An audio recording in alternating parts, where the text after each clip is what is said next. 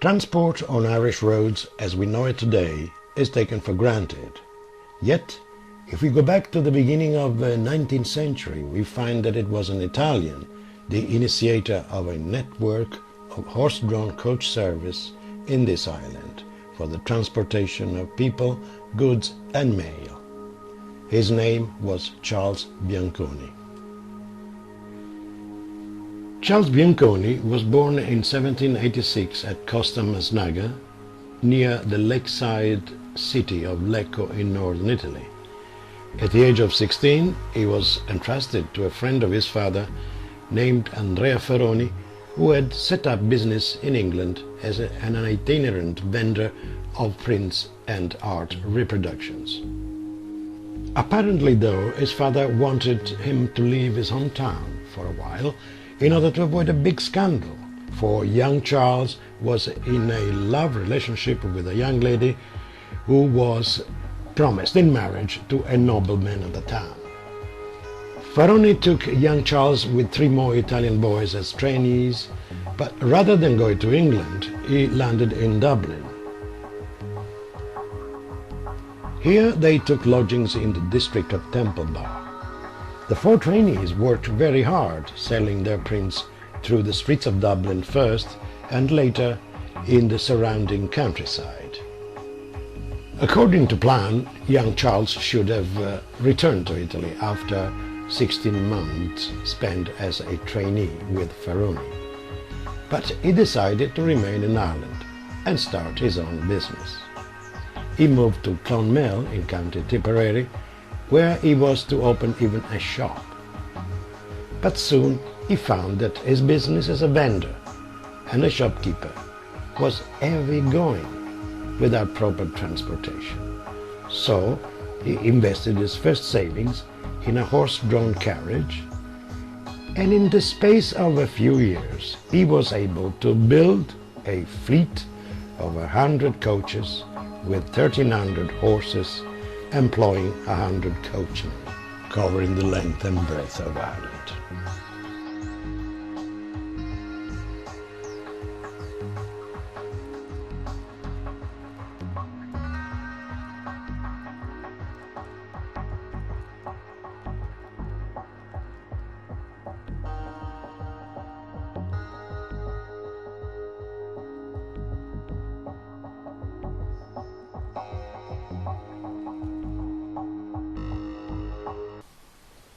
By transporting goods and people, and with his fleet of carriages and coaches, Charles Bianconi was the real initiator of transport on Irish roads as well as postal service all over Ireland.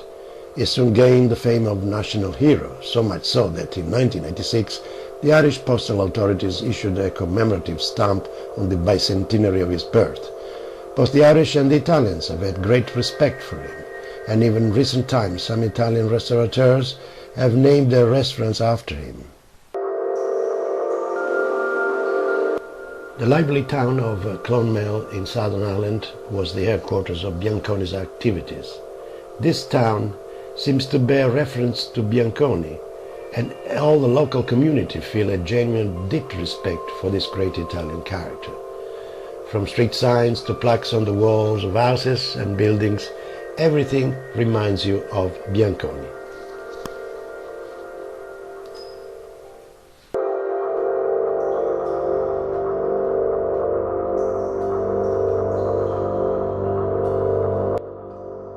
His head office was where Ern's Hotel is today in Clonmel, as the main terminal of his entire network was in Waterford, where the Granville Hotel is now.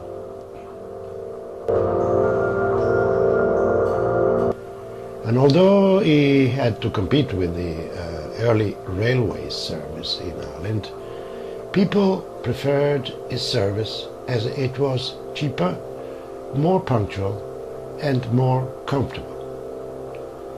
Amongst other things, Bianconi was the first to introduce carriages drawn by 4 horses for the transportation of 20 people. At the age of 40, Bianconi married Eliza Hayes, who gave him 3 children, 2 girls and a boy.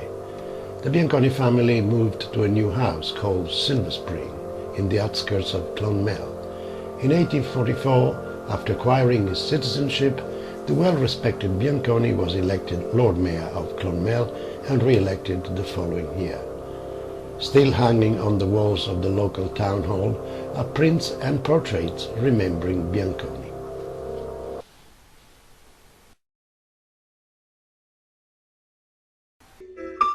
You're very welcome. Thank you very much for this.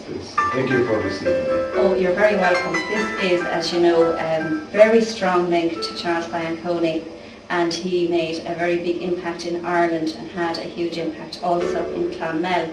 And behind us here is a picture that depicts his family, and to the background we see a picture of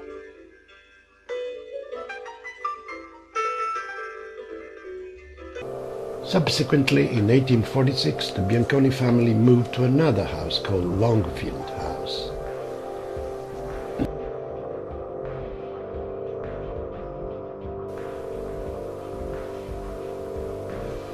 Considered as a national hero, Charles Bianconi was a very generous person, especially towards the local community during the terrible famine. As to returning to Italy, he did not go even when his father died, but went on a grand tour of Italy with all his family in 1851. Italian immigrants in Ireland were never involved in politics. Bianconi was an exception. He was a great friend of Daniel O'Connell, whom he helped a lot in his campaign for Catholics' emancipation.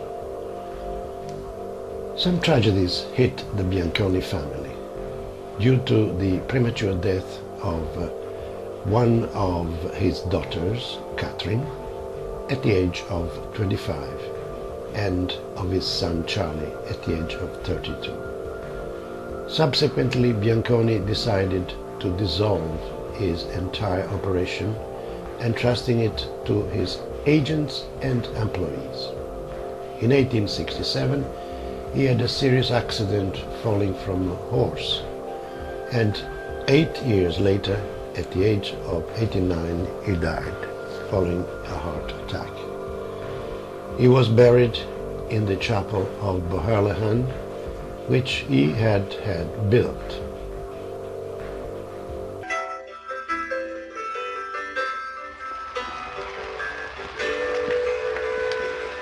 Good evening. Good evening to you. You are very welcome indeed. Thank you very much for this evening. Thank you. So this is the chapel. This is the resting place of Charles Bianconi and his wife. And there are 3 vaults underneath where we're standing here. In one vault you have, and then you have his children and some relations in the second vault, and then the third vault is in. This chapel was built in 1857, and this is the monument to his daughter Catherine. Also then, of course, built the house where I live, and he said, I'm building a house for the parish priest, the parochus of Boherlahan, while there is a parochus. And I believe he was a great help to people during the famine. Absolutely, and he really was very helpful and was very well liked by good looking. And then he provided a little burial place where at the outside you'd see the burial ground for the people who walked. The story goes that a few minutes before his death, all his close friends and family members were gathered at his bedstead, when suddenly they all heard the sound of galloping horses on the gravel below. They all went to the windows, but saw that there were no horses, and that the front gate was still locked. It was as if his 1,300 horses had come to bid farewell to the great man before he died. One doesn't know whether this is true, but as they say in Ireland, there is no point in spoiling a good story for the sake of the truth.